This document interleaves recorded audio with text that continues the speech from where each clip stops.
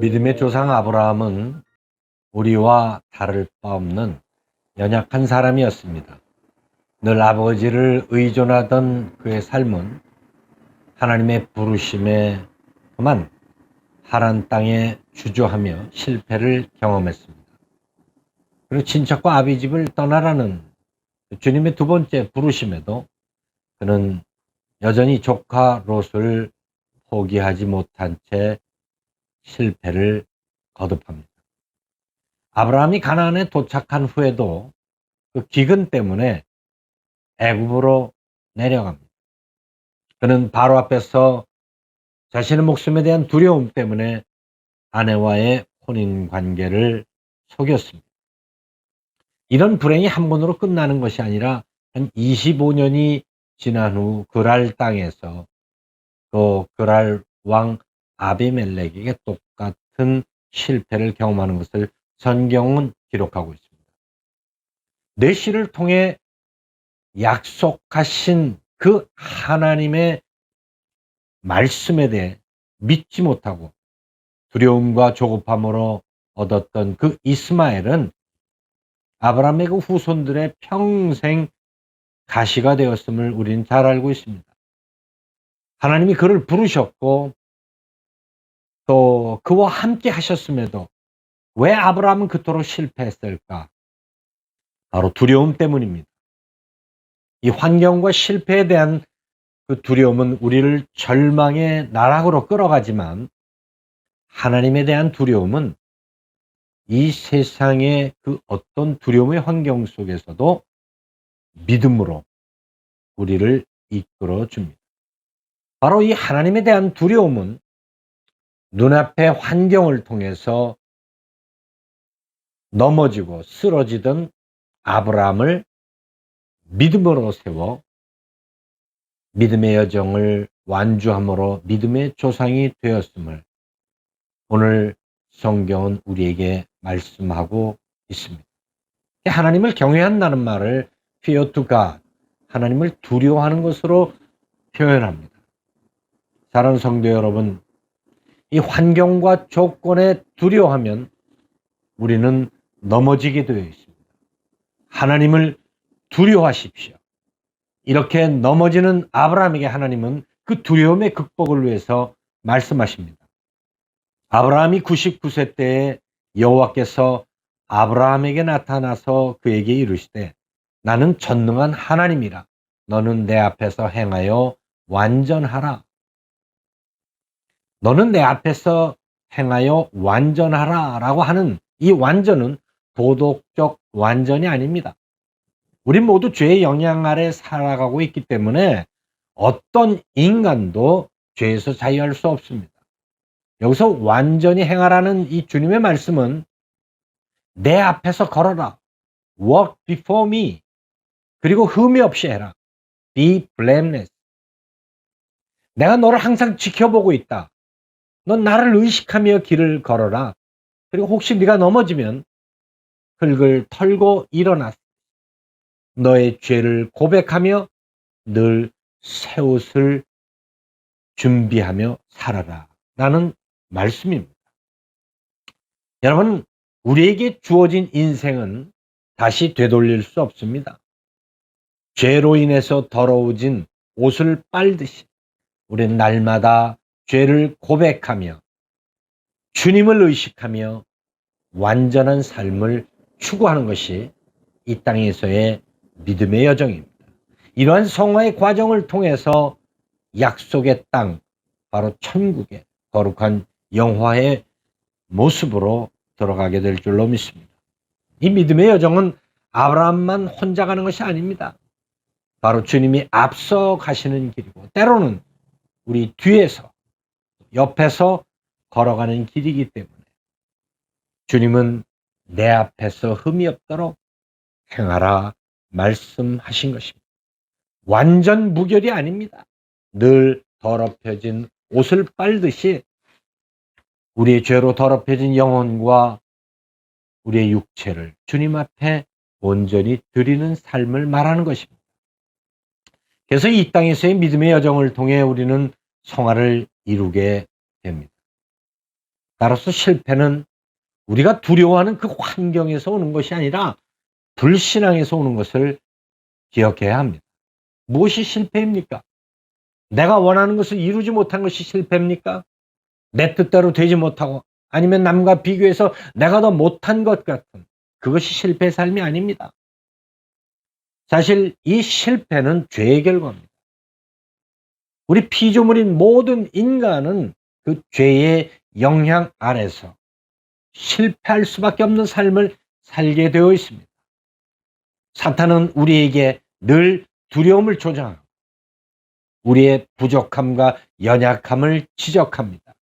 그러나 우리 성령께서는 우리를 위해서 말할 수 없는 탄식으로 중보하고 다시 일어나 주님 앞에 걷도록 죄를 깨닫고 회개하기를 권면하고 계신 것을 기억하시기 바랍니다. 늘 두려움 때문에 넘어졌던 아브라함에게 하나님은 그 두려움을 극복하기 위해서 찾아오셔서 이렇게 말씀하십니다. 이제후로는 내 이름을 아브라함이라 하지 아니하고 아브라함이라 하리니 이는 내가 너를 여러 민족의 아버지가 되게 함이니라. 주님은 아브라함의 이름을 아브람에서 아브라함으로 또 그 안에 사레에서 사라로 바꾸어 주셨습니다. 이 의미가 지역에서 세계로 확대된 의미로 열국의 아버지, 열국의 어머니라고 하는 뜻입니다. 언약의 확증입니다. 이제 주님의 소유 그리고 주님의 도구가 되었기 때문에 그저 내 가족, 내가 속해 있는 그 공동체 속에 머무르며 만족하던 삶이 아니라 땅끝을 바라보게 귀한 선교의 도구로, 복음의 도구로 우리를 부르셨음을 의미합니다. 또 한 가지 주님은 아브라함에게 그 두려움을 극복할 수 있는 방법을 할례를 행하라고 명하셨습니다. 이 할례라고 하는 것은 유대인들이 남자아이에게 이 8일 만에 행하는 하나의 예식인데 구별의 의미가 있습니다. 이 세상과 그리고 죄로부터 거룩한 성도로 구별된 하나님의 사람들로 살아나갈 때 우리는 두려움에서 이길 수가 있습니다. 바로 이 사명과 그리고 구별된 삶만이 이 땅의 이 혼돈과 두려움의 환경에서 우리를 믿음으로 살아가게 합니다. 사도 바울은 육신의 할례보다 마음의 할례를 받을 것을 로마에 있는 성도들에게 편지했습니다. 믿음의 족장들이나 예수님의 제자들도 늘 두려움 가운데 빠지곤 했습니다. 그때마다 주님은 찾아가셔서 두려워 말라. 내가 너희와 함께 하겠다라고 말씀하셨습니다. 이제 저와 여러분은 두려움의 자리에서 일어나 주님과 동행하며 이 세상에서 죄와 구별된 천국 여정의 길로 나서야 할 때입니다. 최근 들어 감염자가 다시 드러나고 여러 가지 새로운 변종 바이러스, 경제적 어려움, 많은 사람들이 두려움 가운데 살아가고 있음을 봅니다. 참 한 가족이 집단적으로 스스로 삶을 포기하는 이런 안타까운 소식을 들으면서 우리가 예수의 피로 구별된 것에 만족할 때가 아니라 바로 두려워하고 있는 그들에게 우리 주님을 전해야 할 때임을 깨닫게 됩니다. 이 아브라함에 관한 기사는 창세기 12장 아브라함의 부르심부터 25장 그의 장례식을 마지막으로 총 14장에 기록되어 있습니다. 수없이 두려움으로 인한 그의 실패에 대한 기록이 있지만 그가 창세기 22장에 하나님의 말씀에 순종해서 독자 이삭을 모리아산에 바침으로 그 두려움은 종지부를 찍게 됩니다. 이 마지막 시험을 통한 승리의 모습을 히브리 기자는 이렇게 소개합니다. 그가 하나님이 능히 이삭을 죽은 자 가운데서 다시 살리실 줄로 생각한지라. 비유컨대 그를 죽은 자 가운데서 도로받은 것이니라. 아멘. 창세기 17장에 하나님께서 이제 90세 된 자기 아내에게 아이를 주시겠다라고 했을 때 아브라함은 속으로 비웃었습니다. 근데요, 점점 아내의 배가 불러오는 그 모습을 보면서 아브라함은 통곡하며 하나님 앞에, 주님 앞에 회개했을 것입니다. 없는 것도 있게 하시고 죽은 자도 살리시는 그 부활의 신앙을 갖게 된 것입니다. 이런 부활의 믿음이 담대하게 이상을 향해 칼을 내리칠 수 있었음을 히브리 기자는 기록한 것입니다. 하나님은 그의 믿음을 보시고 수양을 준비하셨습니다.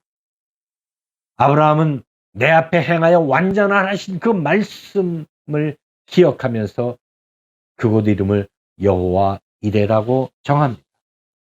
그의 모든 믿음의 여정을 주님은 앞서가시며 친히 보시고 때마다 필요에 따라 준비하셨음을 고백한 것입니다.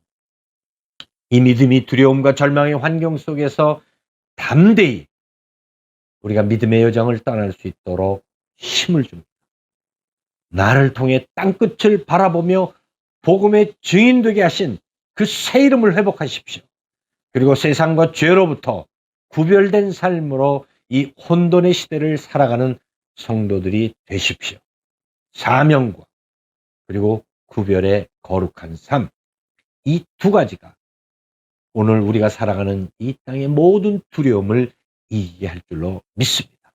나그네에게 가장 중요한 것은 오늘 어디서 묵을 것인가가 아니라 우리가 돌아갈 그 본향에 대한 소망, 그리움, 사모함입니다. 우리가 믿음의 삶에서 종종 실족하는 이유는 그 영원한 나라에 대한 믿음과 소망이 없기 때문입니다. 세상은 보는 것을 믿지만 우리는 보이지 않는 것을 믿습니다. 보이는 것을 쫓았던 롯은 소돔과 고모라 마치 애굽이나 에덴 동산처럼 보았기 때문에 실패했습니다.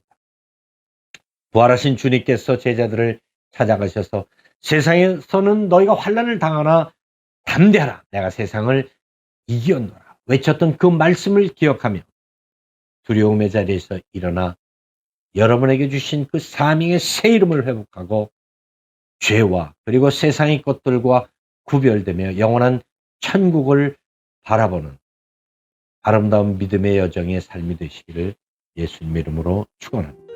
기도드리겠습니다. 거룩하신 아버지 하나님, 은혜를 감사합니다.